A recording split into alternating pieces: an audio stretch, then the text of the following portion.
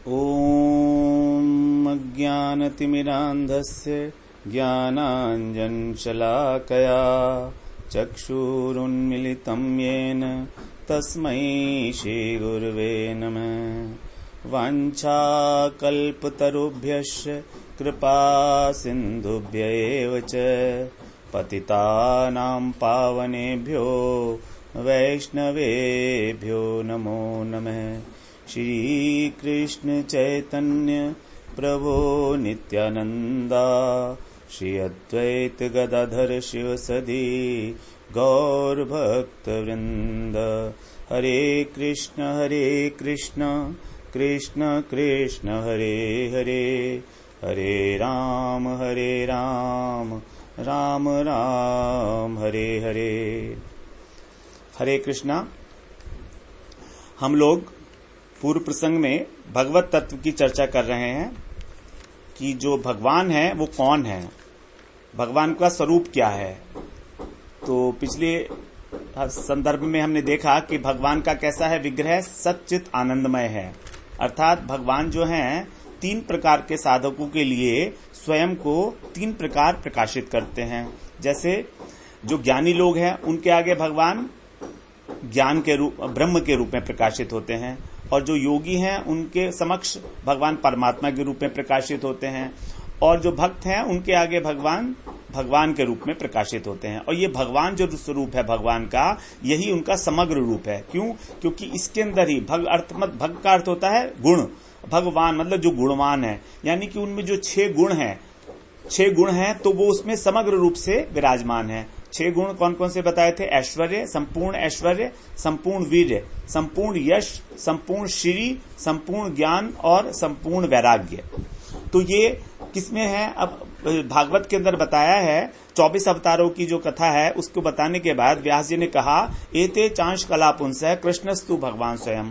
अर्थात जितने भी ये लोग अवतार बताए हैं ये सब जो कारुणोदकशाही विष्णु हैं उनके अंश हैं या कला हैं, और कृष्णस्तु भगवान स्वयं, कृष्ण जो हैं वही स्वयं भगवान है। अर्थात कृष्ण जो है वो अवतारी हैं और कृष्ण के ही अवतार हैं। ये जितने भी 24 अवतार बताए गए ये कृष्ण के ही अवतार बताए गए।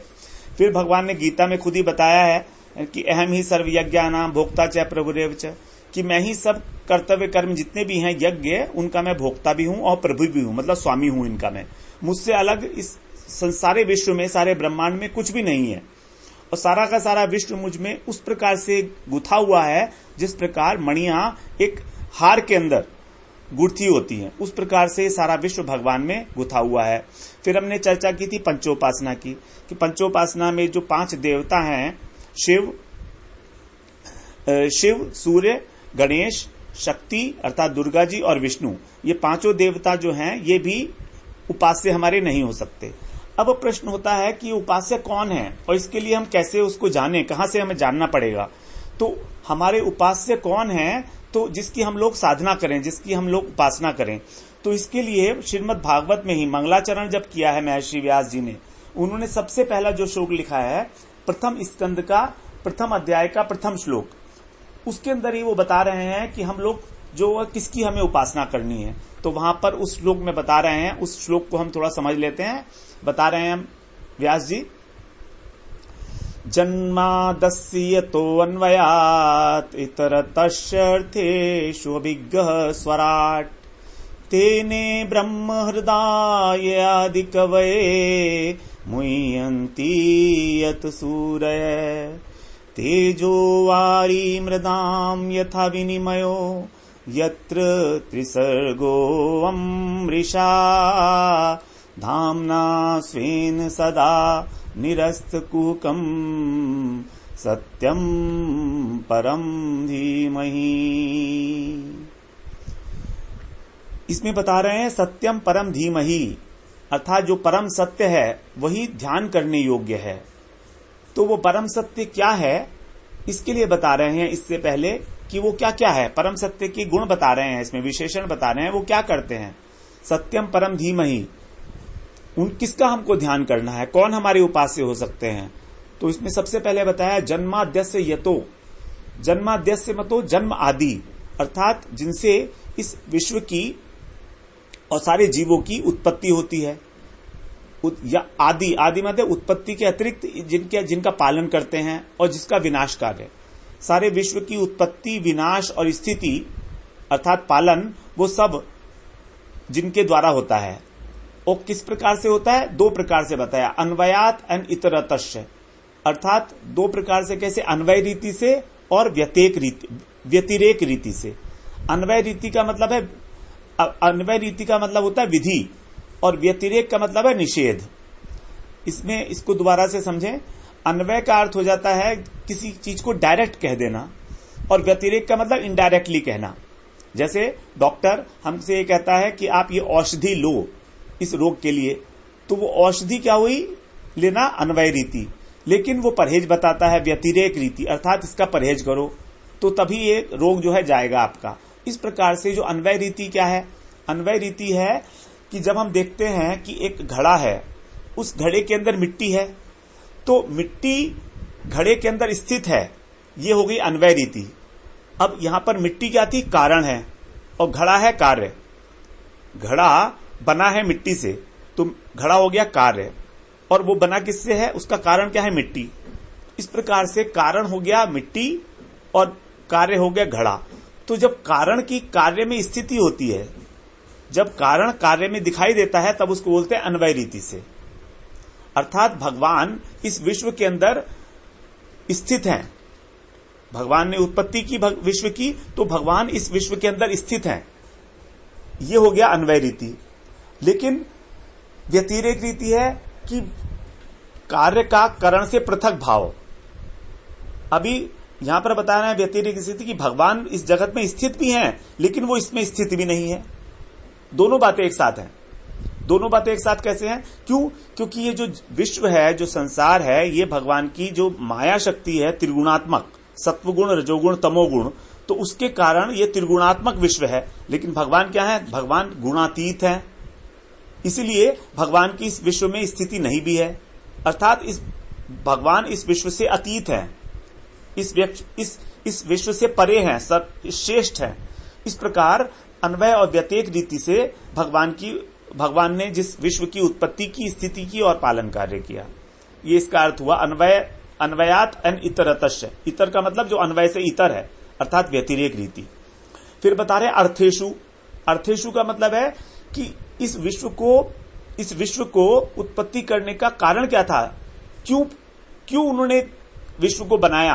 तो इस जगत के कर्ता के रूप में वो ये भी जानते हैं, सारे विषयों के जितने भी विश्व के अंदर जितने भी विषय हैं संसार में, उन सब को वो जानते हैं। अर्थेषु अभिज्ञ। अभिज्ञ मतलब जो जानते हैं पूर्णतः। भिज्ञ मतलब जो जानता है, और अभिज्ञ माने पूर्ण रूप से जो जानता है। ज्ञ का अर्थ होता है जानना।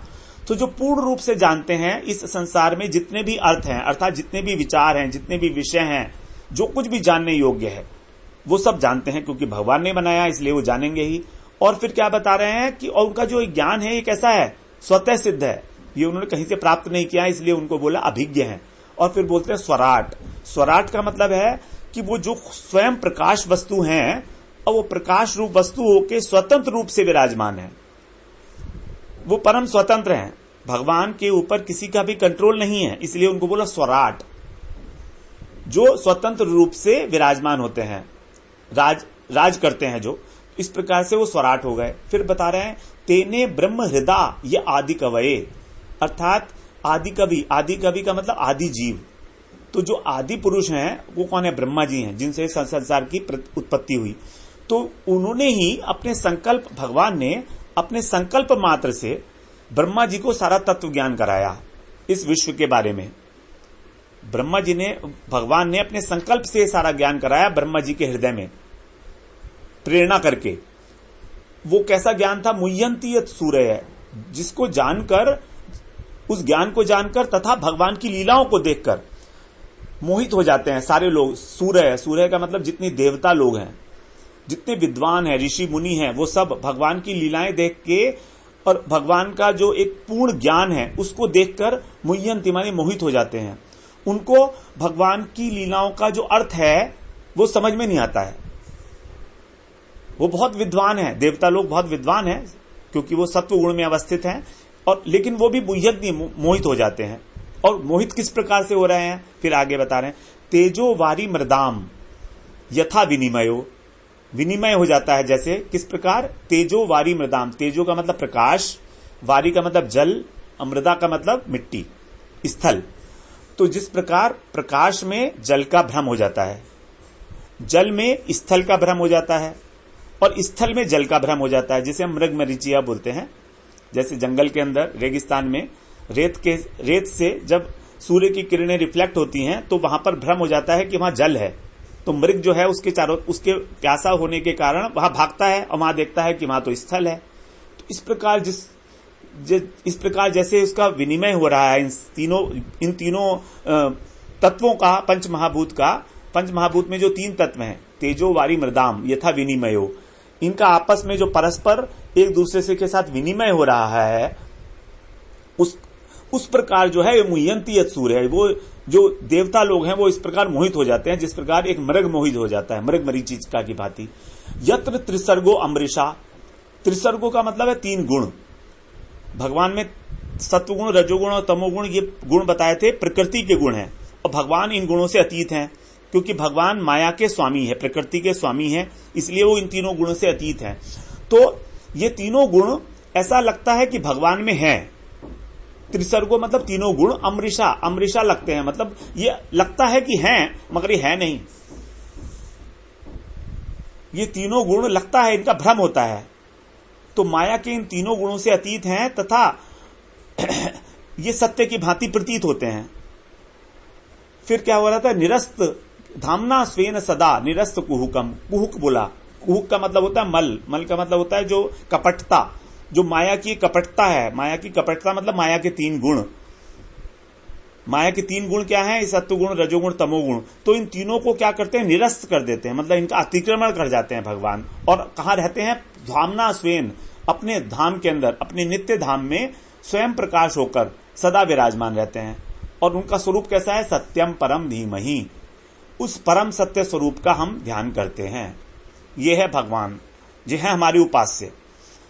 अब ये सत्य परम सत्य क्या है, तो परम सत्य के लिए ही फिर श्रीमद् भागवत में बताया गया है। जब देवता लोग गर्भ स्तुति कर रहे थे देवकी जी की, तो उन्होंने अपने दूसरे श्लोक में, ये वाला श्लोक, दूसरे श्लोक में ये कहा था, ये वाली स्तुति की थी उन्होंने, भगवान को सत्य रूप बताया था। वो कैसे है, पहला अध्याय में है, पहले स्कंद में दूसरा अध्याय है, 26वां श्लोक।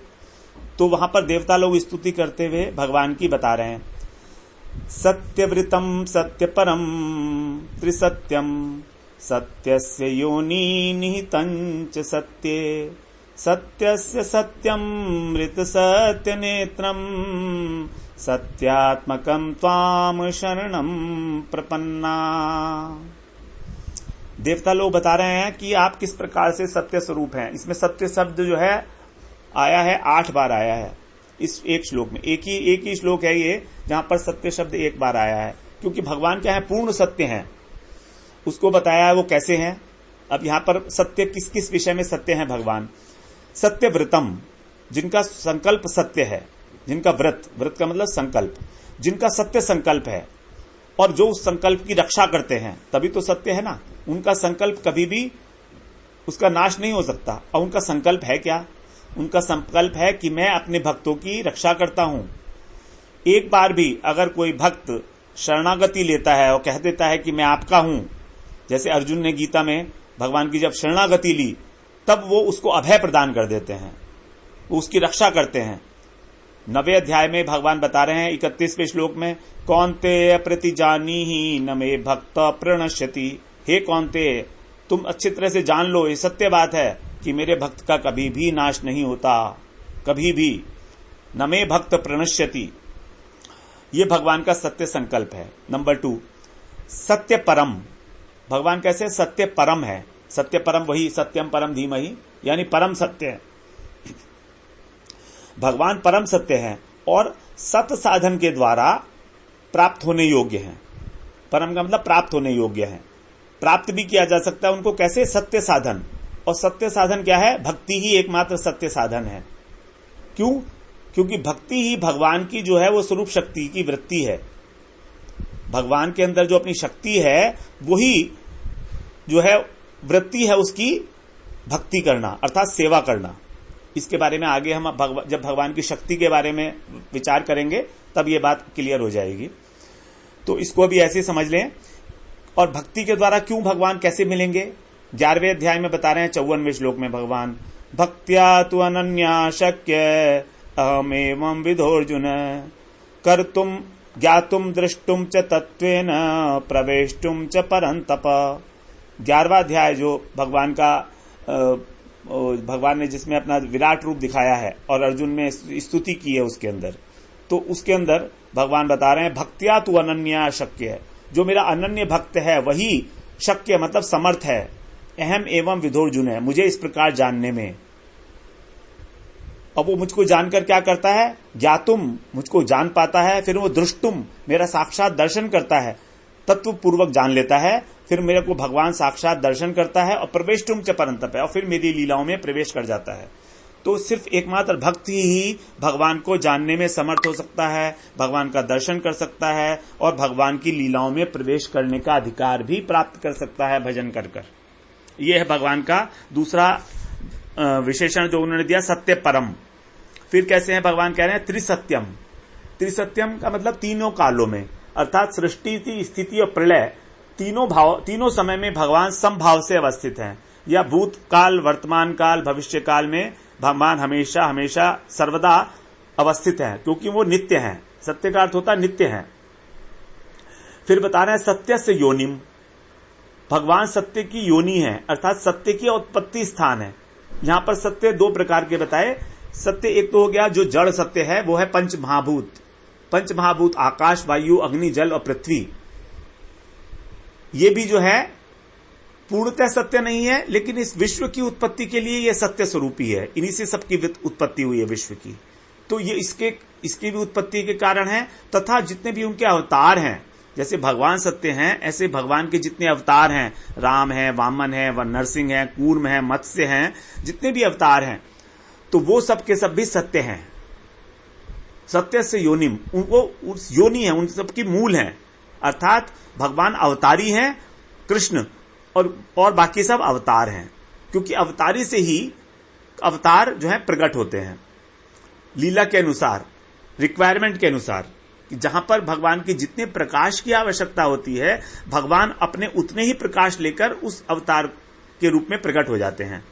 जैसे कृष्ण की 16 कलाएं हैं, राम की 12 कलाएं हैं, इस प्रकार अलग अलग, क्योंकि वहां जरूरत नहीं थी और कलाओं की, इसलिए भगवान जो है अलग अलग रूपों में अलग अलग उसके अंदर कलाएं लेकर भगवान प्रकट होते हैं। क्योंकि बताया ना, एते चांश कला पुंस्य कृष्णस्तु भगवान स्वयं, कृष्ण ही एकमात्र भगवान है और बाकी सब इनकी अंश हैं और कलाएं हैं। अंश का मतलब है अंश और कला का मतलब है अंश के अंश। फिर बताया भगवान क्या है, पूर्ण है, क्योंकि पूर्णमद है पूर्णमदम पूर्णात् पूर्णमुदच्यते पूर्णस्य पूर्णमादाय पूर्णमेवावशिष्यते, अर्थात उस पूर्ण में से जब कोई पूर्ण निकलता है, ये पूर्ण कौन सा निकल रहा है, ये वही जब भगवान अवतारी कृष्ण में से उनके अवतार निकलते हैं तो वो भी पूर्ण है, लेकिन तो भी पूर्ण ही अवशेष रहता है। ये नहीं कि कृष्ण में किसी तरह की कमी आ जाती है। जब राम अवतार होता है तो क्या कृष्ण जो है कम हो जाते हैं? नहीं। जैसे अष्टमी के चांद है तो अष्टमी का चांद होने से क्या पूर्णिमा के चांद में कोई कमी हो जाती है? नहीं, पूर्णिमा का चांद ही रहता है। इस प्रकार से बता रहे हैं कि पूर्ण में से पूर्ण निकलता है तो भी पूर्ण ही शेष रहता है। फिर आगे बता रहे हैं निहितंच सत्य। निहितंच सत्य का मतलब कि पंच महाभूतों में आप अंतर्यामी रूप से विराजमान हैं। और ऋत सत्य नेत्रम, ऋत सत्य नेत्रम, ऋत सत्य नेत्रम का अर्थ है कि आप जो सत्य वचन है और जो समदर्शन है, नेत्रम का मतलब दर्शन, तो जो समदर्शी लोग हैं और जो सत्य वचन बोलते हैं, जिन्होंने सत्य का आश्रय ले रखा है, वो आपकी प्रेरणा से ही सत्य कार्यों में प्रवृत्त होते हैं, क्योंकि आप ही सत्य के मूल स्रोत हैं। और फिर बता रहे हैं सत्य से सत्यम, यानी कि आप सभी सत्य वस्तु जितनी भी हैं उन सबके भी शिरोमणि हैं, अर्थात आप चेतनों के भी चेतन हैं और नित्यों के भी नित्य हैं। नित्यो नित्यानाम चेतनश्चेतना नाम एको बहुनाम यो विदधाति कामान, ये श्लोक आया है श्रुतियों में।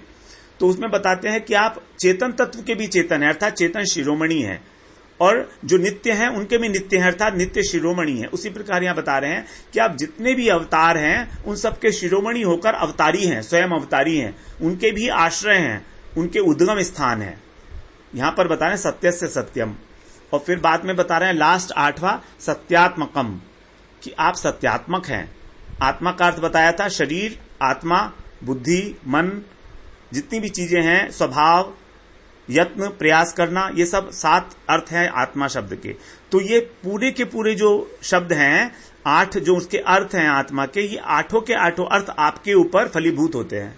अर्थात आपका जो शरीर है और आपकी जो आत्मा है उनमें कोई भेद नहीं है, दोनों ही सच्चित आनंदमय हैं।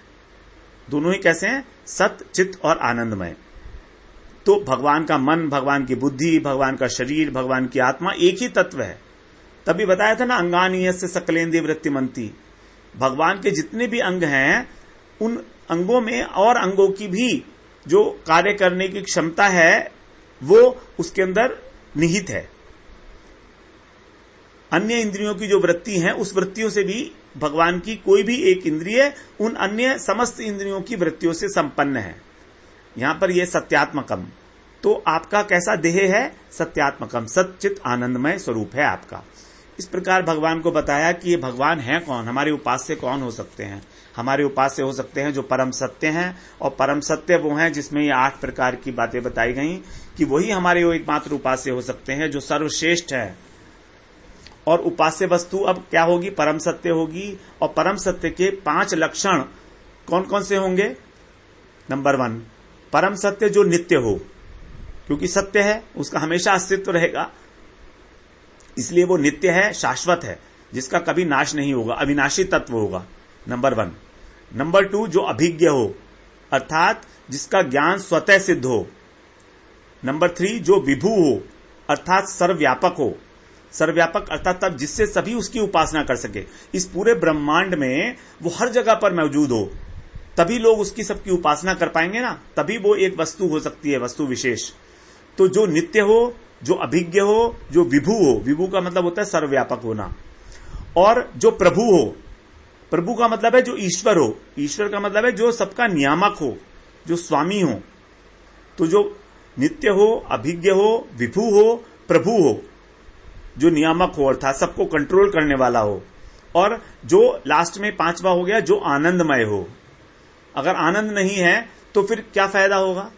साधक को, जब जो आनंदमय स्वयं नहीं है वो साधक को कैसे आनंद देगा, और हमारी आनंद की जो खोज है वो कैसे पूरी होगी? इस प्रकार उस सत्य वस्तु का ये 5 घटनाएं, उसमें ये 5 विशेषताएं होनी चाहिए, जो नित्य हो, जो अभिज्ञ हो अर्थात स्वतः सिद्ध ज्ञानवान हो, जो विभु हो, जो प्रभु हो, और जो आनंदमय हो।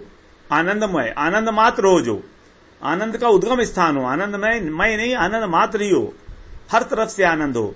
जैसे कि चीनी का खिलौना, उसको आप किसी भी तरफ से खाओ, ऊपर से खाओ, नीचे से खाओ, मीठा ही लगेगा। तो भगवान ऐसी वस्तु होनी चाहिए कि वहां पर उनका किसी भी तरीके से हम लोग उनका भजन करें। जब हम भगवान का भजन कर रहे हैं तो हमको आनंद ही मिलना चाहिए, क्योंकि श्रुतियों में बताया है भगवान का एक स्वरूप क्या है? रसो वही सह, भगवान रस रूप हैं, और रसो वही सह रसम ये वायम लब्ध्वानंदी भवती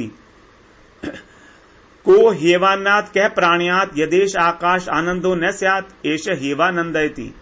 यहां बता रहे हैं भगवान रस स्वरूप हैं, उन्हीं से सबको आनंद प्राप्त होता है। अगर वो रस स्वरूप और आनंद स्वरूप नहीं होते तो कौन जीवित रहता?